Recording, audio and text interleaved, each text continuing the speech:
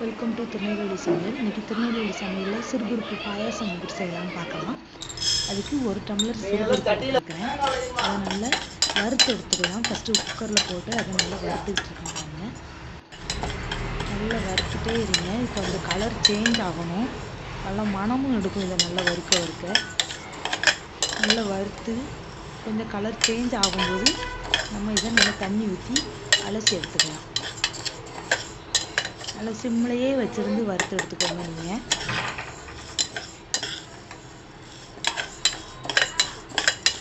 பாருங்கள், நல்லா வறுத்துட்டேன் பாருங்கள். நான் நல்லா வறுத்து எடுத்ததும் நல்லா தண்ணி ஊற்றி கழுவி எடுத்துகிட்டு எடுத்துட்டு நல்லா அவிய விட்டுட்டேன். நல்லா கரண்டி வச்சு மத்து வச்சு நல்லா குழைய வச்சுக்கோங்க. சிறுபருப்பை நான் 3 விசில் தான் விட்டுருக்கேன். நல்லா குழஞ்சிருச்சு. நல்லா மத்து வச்சு குழைய வச்சுக்கலாம்.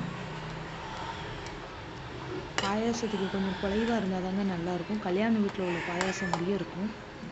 இது கூட நான் மண்டோலை எடுத்து நுணுக்கி வச்சுருக்கிறேன். அந்த மண்டோலத்தை போட போகிறேன். இந்த பாருங்கள்,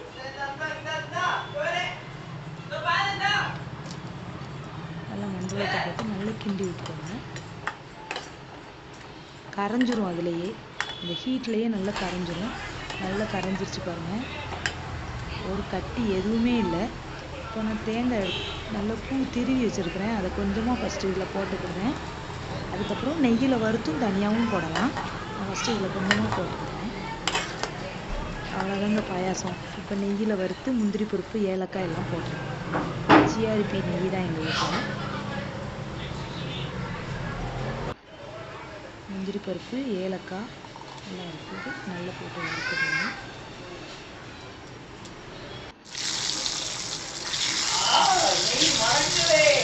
நல்ல கலர் சேஞ்ச் ஆகிடுச்சு. நல்ல ஒரு மனம். பாயாசத்துக்கு நெய்யும் சூப்பராக மணக்குது. இதே மாதிரி நீங்களும் வீட்டில் செஞ்சு பாருங்கள். அவ்வளோதான், அப்படியே எடுத்து பாயாசத்தில் கொட்டிக்கலாம். இதே மாதிரி நீங்களும் வீட்டில் எடுத்து செஞ்சு பார்த்துட்டு திருநெல்வேலி சமையலுக்கு லைக் பண்ணுங்கள், சப்ஸ்கிரைப் பண்ணுங்கள். தேங்க்யூ.